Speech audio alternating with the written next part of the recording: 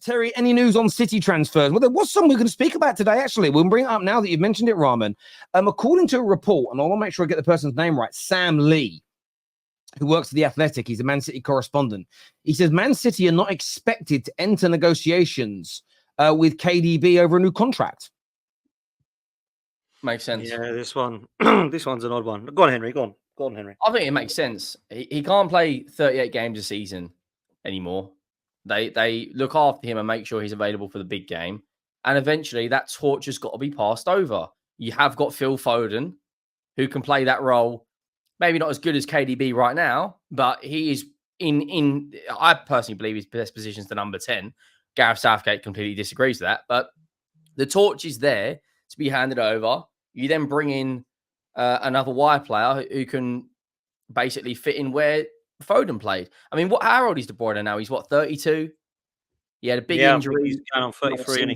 He was out for 4 or 5 months. Come back in January, and Man City do what, no offense, Dan, but Man City do what they do best, and they steamroll the way through the league. But, there was life after David Silva. There was life after Aguero. There was life after Yaya Toure company. There'll be life after Kyle Walker. This is the way football works. If they put him down to a new contract, another 2-3 year deal, he's going to be got 34, 35 on 400 grand a week. I'm pretty sure he's the highest paid player in the league. I mean, there's life after it. KDB will probably go to Saudi or the MLS. Wouldn't surprise me if Beckham's tapping him up. But yeah, I don't think he's got another year. Go and win another league title, make it 5 in a row, and then leave. But I don't think it's a bad thing personally. Yeah, I kind of agree. I think where Manchester City fans will sit is that they want Kevin De Bruyne to go on till 38 because they love him, and I understand why they love him. The problem is that he's got probably 2 years at best before he starts to show a huge decline. And at the moment, he's not showing decline. I mean, I know a lot of people talk about his injuries, but let's be real, when he is fit, he is absolutely doing it and delivering on the pitch. A lot of people put him into the team of the season just gone, and he hardly played the season. I think he played about 15 games. That shows you how good he is, how great this player is. We're talking about a player who's up there with Gerrard and Lampard in terms of all-time great midfielders. Some people will say he's better than them, and that can be a fair debate to have. Now, where Manchester City have got to look at is who replaces him. And I think Henry's right. You've got somebody there. People will say, go and get Florian Wirtz or go and get Musiala. Foden can do the KDB role, 100%. Gareth Southgate, of course, wants to put him on the left, but I don't think Pep Guardiola will do that. I think he will definitely be playing him in the best position, which I think is the number 10 and or attacking 8, whatever you want to call it. Now, people seem to change the position every week. I think KDB will go down as one of the best that there's ever been. I still think if everyone plays to their best, he's the best player in the league. And I don't see it as a massive drama. I think he'll stay at Manchester City for another year, and then he'll potentially choose his club, or they might offer him an extension. You never know. If he's delivering next year, they might even offer him an extension. He might stay again. You just don't know. So I don't think this is a mad. There's got to be a decline though, Dan. Like, he's 33 in 2 days' time. By next year, he'll be 34. How many players, other than and I know he is in that very, very, very small amount of players, but how many players can keep going at that level at 34, 35 in arguably the most physicalist league out there? And I think it depends how many games you want him to play, though, Henry, because if you're saying, you're 34 now, I need you to play 38 games, then fair play, I'm with you. But if you say, look, we want you to be part of the squad to play 10, 15 games a season when we need you, then they might do that. And Man City might not want to do that anyway. They might say, we don't want to play. They can play for 10, 15. We need another player that can play for 20 to 25. So it really depends where they're at. I don't see this as a huge, massive drama. Like, oh, my God. I spoke to Man City fans who thought KDB was probably going to go this summer. So, and maybe he still will. Who knows?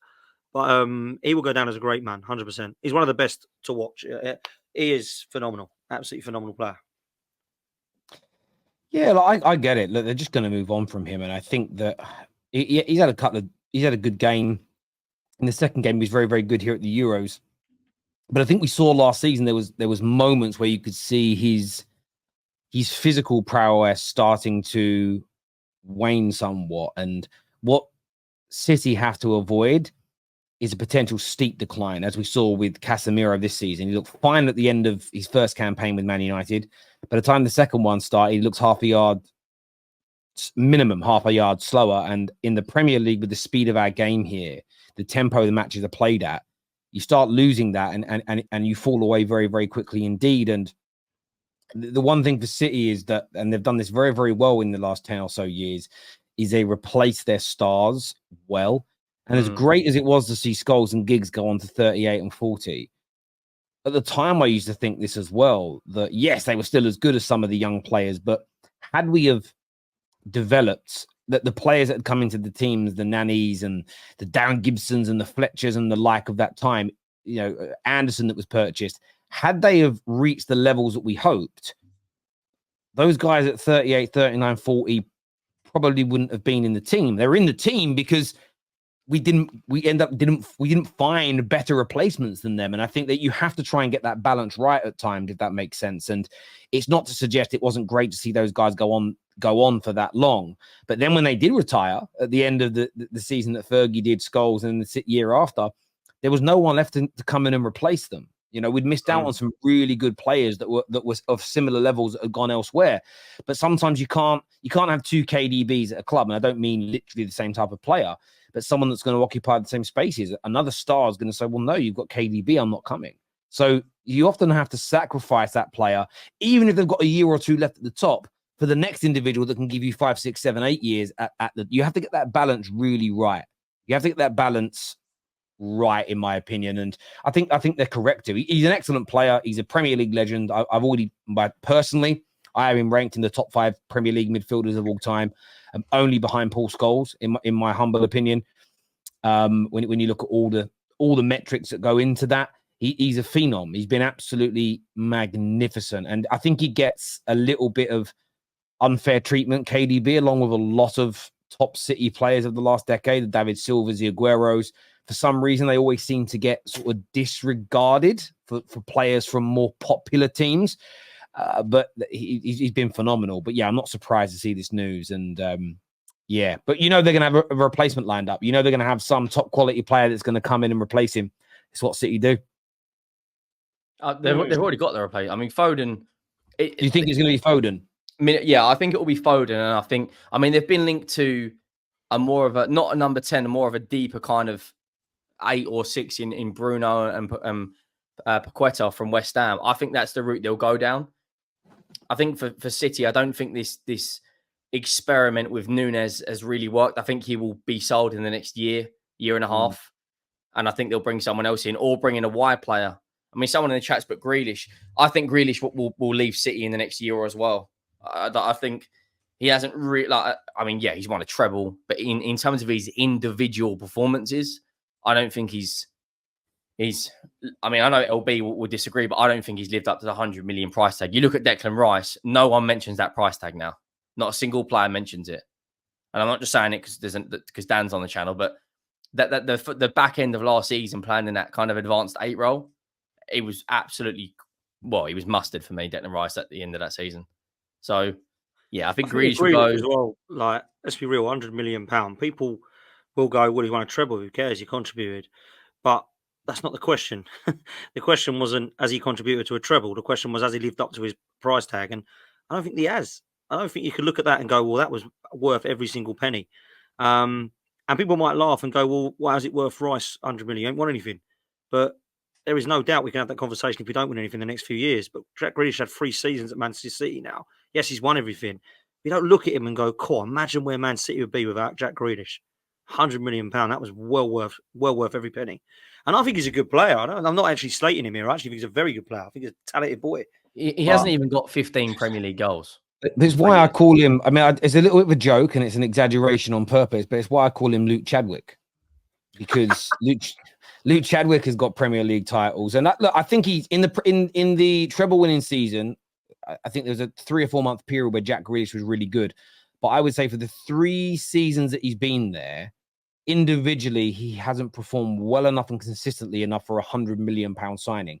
He has been a good player, but you cost 100 million and the standards have got to be really high. The only reason it doesn't get there's 2 reasons it doesn't get the attention of other players of that ilk is, one, he's technically very gifted and he passes the eye test, and players that pass the eye test get away with murder. Secondly, is because his team's been winning. But he reminds me a little bit of Firmino at Liverpool. If suddenly City stop winning, Grealish should be, although he gets defended, just like Liverpool fans did with Firmino, he'll be one of the first people they turn on. Because if you're not winning the trophies, you start to focus more on the underperformers. My club, when it was winning and dominating in England and winning in Europe, we had players in our squad that were like okay and good and weren't that great. No one. In fact, he gets a standing ovation whenever he turns up at Old Trafford, Jasper Blomqvist. But he wasn't a very good signing. He wasn't particularly good in the treble-winning season, but he was part of the squad. No one cares. He's a treble winner. And that happens sometimes. And I think Jack Grealish is a very talented player. I'm gutted he's not with England. I just think that City together is not a good mix. I think he needs to be somewhere where he gets a little bit more creative freedom to express himself, as opposed to a very regimented system. Yeah, I think Grealish would. If I look at just talking about Spurs in general, I think if you put Grealish in that Ange Postecoglou system, I think he would be a game changer for us. Because I saw a podcast earlier talking about how Maddison's not going to work under Ange Postecoglou because he's so that midfield is so congested because you've got your doggy Porro, the two central midfielders, and the forward sometimes drops down. So it's like we've got an overload. But someone like Grealish, he can kind of work with that because he's so much better at taking players on than a Maddison is. But I think Grealish will end up back at Villa in the next year. I think that's a signing, like that's a match made in heaven there. He goes back to Villa. Well, with where they are now, Villa, it could work. Phil Dunn here says Chadwick Grealish comparisons don't do drugs, kids. Again, I know that you may have struggled. I literally said it's an exaggeration on purpose. It's called a joke. Of course, he's much better than Luke Chadwick. I'm just giving the example that I think City will have achieved everything they've won in the last few years without Jack Grealish.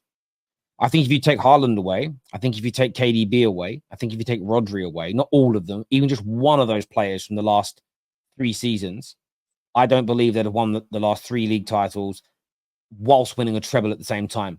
I don't believe all. I think they'd have won things still without one of those players. If you took away in fact, if you took away Rodri for the last 3 years, I don't think they do the treble. They definitely don't do the 4-peat. I don't think you can sort of look at Jack Grealish. When I think about the Man United stars that won us a treble, if we would, certain players in that team, Keane, Scholes, Giggs, Beckham, Cole, York, obviously Ollie, there's quite a few, Yap, Stam, Gary Neville, Schmeichel. They all, like, if you got rid of one, maybe even 2 of those players, we don't quite achieve it. They all played a really important part. If you'd have said to me, like, if Jasper Blomqvist wasn't there, if Henningberg wasn't there, I still think, I mean, I've been honest with you, if Nicky Butt wasn't there, Nicky Butt was a good player. If you got rid of any of those players, I still think would have achieved that. So it's and that's not a dig at Jack Grealish's ability. I just don't think he's as influential for you guys as some people make out. No, and I think the price tag sometimes is unfair because when you sign somebody, it's not their fault that that's how much they cost. It's like Jadon Sancho, or when we had Nicolas Pepe, or I think some people were saying it about Ben White to start with. Now they don't. Jack Grealish is in that category. They signed him for 100 million. That's not Jack Grealish's fault. But the question is not, is Jack Grealish a good player? Because the answer to that is yes. Yes. The question is it been 100 million pounds worth of a player? And I actually disagree with Henry. I think the next club could be Tottenham. I think the next club for him could be Tottenham. I think that could be. We should have signed Grealish before he went to Villa. Exactly. I think it'd be perfect for Spurs. But before he went to Villa, he came through at Villa. No, sorry, before he got promoted. Do you mean before Villa got promoted back to the Prem? Yeah, before we had him in I can't remember who the director of football was at the time. Had him in a hotel in Birmingham, like with everything in front of him, and then he went out on the piss. then I'm pretty sure he signed a new deal or something. But we should have had him done in a Spurs shirt. I think the way we play, he'd be. Yeah, I think he could do well. I always thought back in the day, the way Ole Gunnar Solskjaer had Man United playing, I thought Jack Grealish was made for it. Because there was a freedom to it. I bet he wishes that he didn't there. I love this comment here. Do you guys remember when Terry said that Mudryk was a good player? No, I said he had very good ability from what I'd seen, and I believe that. If you watch Mykhailo Mudryk play, there's ability there. He just doesn't deliver. And it's funny. Did you watch that shot that he had the other day? The shot that he had that went over the bar. It's so funny because my brother played me a clip from a boxing coach whose first name I forget. His surname's Courtney. And he speaks about how at his training gym, there's guys there that in training, in sparring, outperform and beat up some of these top professional boxers at his club. He says, but you put those individuals in the ring with lights and a crowd and journalists and noise, something changes and they can't fight. And I think it was just interesting listening to it. And then I applied it to footballers.